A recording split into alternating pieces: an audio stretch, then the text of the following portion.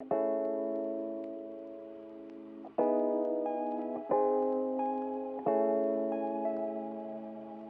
everybody, to this month's edition of Whiskey and Wealth Tech. I'm Serman, the Managing Director of Wealth here at First Rate. Joining me today is Blake Miller, the chaplain of First Rates, and also the host of the First Rate Legacy podcast. So today is a bit unique that we're going to have a bit of a crossover episode between the two shows. We're going to be talking about whiskey like we normally do in our podcast, but then instead of talking about a wealth tech topic specifically, we'll be talking about Blake's podcast, what that means for First Rate, how that ties into wealth tech, and we'll go from there and see where the conversation leads us. Yeah, I mean, anytime you can combine whiskey and reverence, great things happen, right? Absolutely. I kid, of course, but kind of. But yeah, I'm so happy to be here. Thanks for thinking of me, and thanks for pouring whiskey in my office, or bourbon, I should say. Absolutely. So speaking of the bourbon, today we've got a pretty special bottle here. It's the Peerless Small Batch Bourbon out of Louisville, Kentucky. And so I actually had the opportunity to visit this distillery in person a few weeks ago and did the tour, and it was a pretty incredible experience. Very knowledgeable folks, very cool operation they have set up there. And so one of the interesting things about this distillery is it was actually started pre-prohibition, went out of business, when most everybody went out of business. Prohibition will do that to you. Yeah, when you're not allowed to sell your main products, that kind of ruins your business plan there. And but in the last few years, a descendant of the founder was able to restart the distillery, and the U.S. government gave them back their DSP license, so their distilled spirits permit. So Peerless has the DSP of Kentucky of 50. So that sounds like a pretty high number until you realize that if you started a distillery today in Kentucky, you'd be in the upper 20,000s. So they're very much an OG. Yeah, so very much an OG, and have a wonderful product. And so without further ado, let's dive right in here. All right. So cheers. Cheers. It smells like it won't burn. No, it's very, very, very smooth. I get a lot of cinnamon and vanilla, maybe like a baked apple pie on the nose there.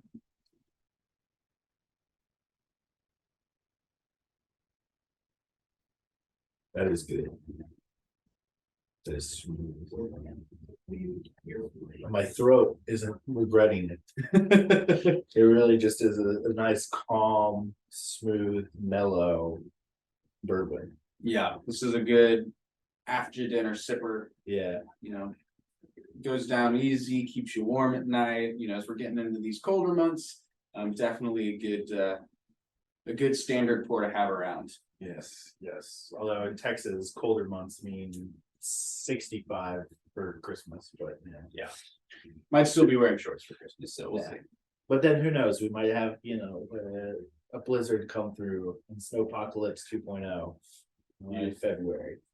There's a lot of truth in that It's as well. Texas. Peerless also makes a fantastic rye. So if you are more inclined towards ryes, they've also got you covered there. And again, this is just right in the middle of downtown Louisville, a few blocks away from some of the other famous distilleries you may have heard of. And so if you're in the town, I highly recommend checking them out. So Blake, tell me a little bit more about the Legacy podcast, what it's about, why you started it, and kind of what you hope to get out of interviewing people like me, really, to hear their stories and help inspire others. Yeah, so the Legacy podcast, it actually is an abbreviation, an acronym for the 4 core values of First Rate, which is love, give, serve, and enjoy. So with that, you get love, LGSE, and if you kind of finagle how you say those 4 letters in a word, it kind of sounds like legacy, and we just run with it. But those 4 core values very much are a part of the legacy of the founding of First Rate and what First Rate wants to continue being for decades, generations, centuries to come, hopefully. And so that's kind of what the podcast is to look at one or a few of the different core values with a guest and how that core value is integrated into a specific moment or kind of a broader area of their life and their work in or around First Rate, and how we support and encourage and help facilitate people living their lives and living out these core values. And so it's fun to get to hear these stories. I very much am a storyteller. As myself, I've joked about the Reverend bit, but whenever us pastors get up to a pulpit, we can find a pulpit wherever we want, and we very much are into storytelling. The Legacy podcast really is about storytelling through First Rate and the intrinsic value of our core values. So it's fun to get to do that with individuals and hear stories from you as well, and hear a little about the legacy you're creating with your podcast. Awesome. Well, thank you. I'm happy to be a part of it and help create that legacy. Yeah. And that's one of the things, even though it's not a core value at First Rate, we talk always about pursuing your primary aim. And there's many ways that manifests. And one of the things that one of your primary passions is whiskey. From the first time I met you, right after I first started, you came back to full-time here after you'd done some part-time before, and right away you're introducing me to the world of whiskey that I knew enough, but not anywhere near what you knew. And so it was fun to get that bond and then see the passion that you have for that, and then see how that same passion appears in different ways throughout your work here at First Rate, because of the love you have for the science and the taste of this whiskey.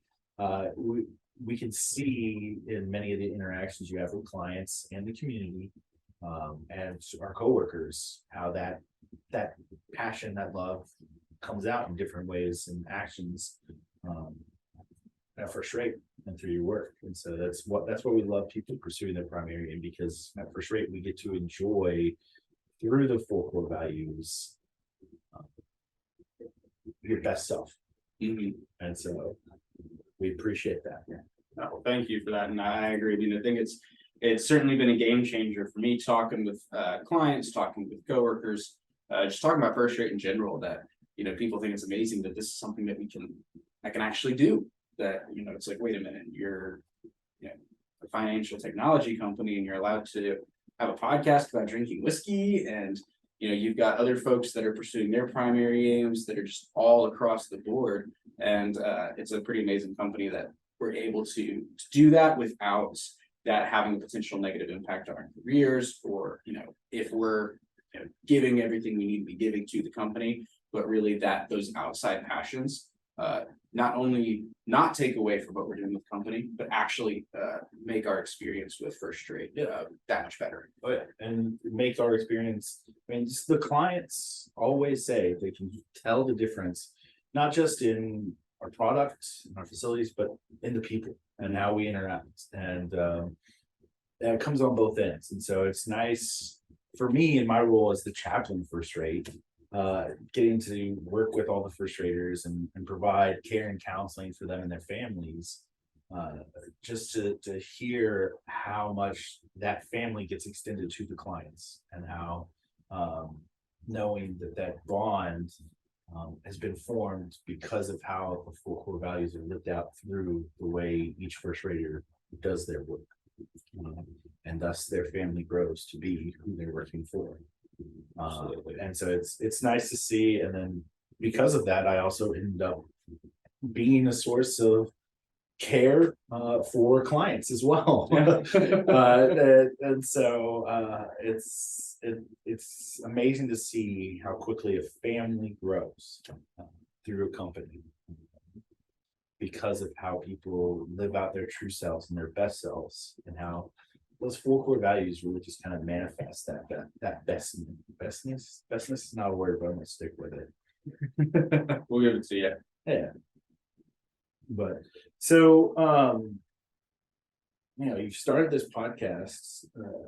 I mean, you're the a rising star at First Rate. I mean, you got to kind of, this is a self plug. We're making you do a self plug because you just got a pretty distinguished honor recently. Yes. So recently I was named as part of the inaugural class of Arlington, Texas's top 40 under 40. And so First Rate is based out of Arlington, Texas. So right between Dallas and Fort Worth, where the Cowboys actually play. If you're unaware, they don't. But they're still the Dallas Cowboys. I live in Dallas. He lives in Arlington. And they never actually played in Dallas, but that's it's for another story. But I was honored to be inducted in this inaugural class. I was driving to work one day and had one of my mentors call me and say, "Hey, I want to nominate you for this honor. I think you're deserving of it, and that you've had an impact on the community in Arlington. That you've had an impact on First Rate, and that I really think that you have a shot of getting this." And so filled out some information and ended up being named. And so pretty great honor.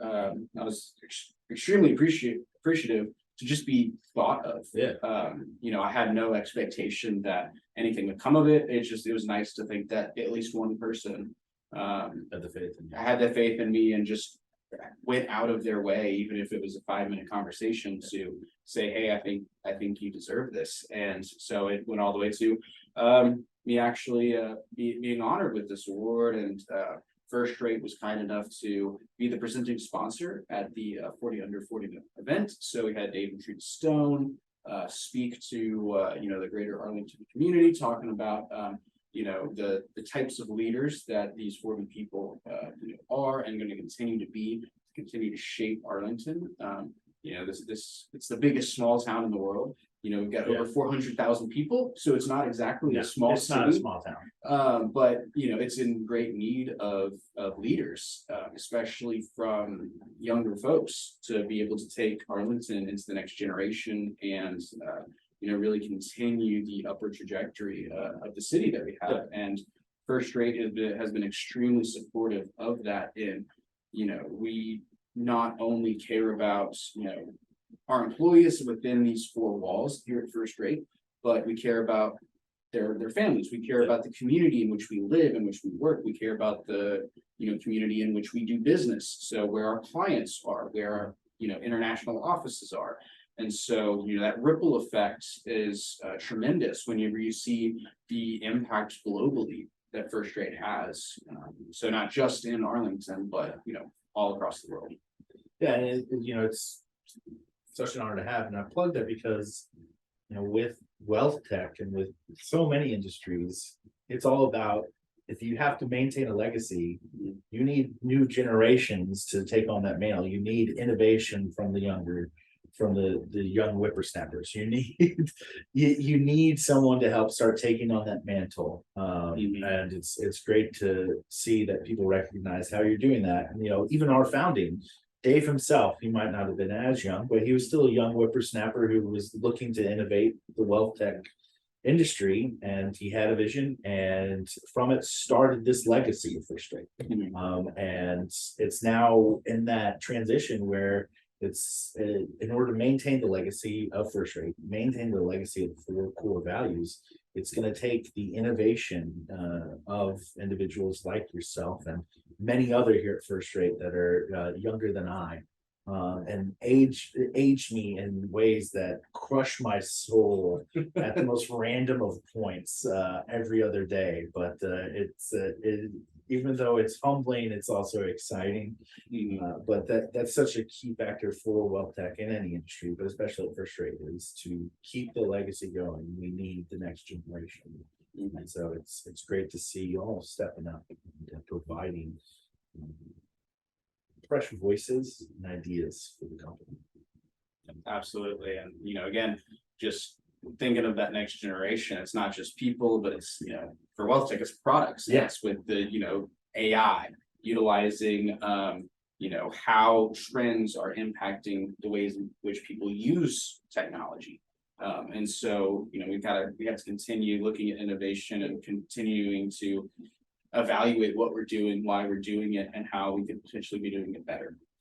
And so looking at that in ourselves, looking at that in our products, is very key, and being self-aware, and being humble about it is key to being able to embrace that growth and accept the change that, we need in our products, and we need in our people, and we need in ourselves. I used to be scared of AI before I worked at First Rate. I just always assumed it'd be like Skynet from Terminator, and that also probably aged me a little bit to get that reference. Hopefully more of our audience got it. Hey, I'm not that young. And so I guess one other thing I wanted to talk about for the Legacy podcast and for yours as well, it's just kind of, going back to this idea of young innovators taking on the mantle. How do you, as a managing director, and being such a young managing director, how do you use any of the four core values in the way you kind of lead and inspire those within your team that are younger or maybe even older? How do you let any of those values, maybe your primary aims, kind of inspire and lead your team and First Rate as a whole into the next chapter of this WealthTech journey?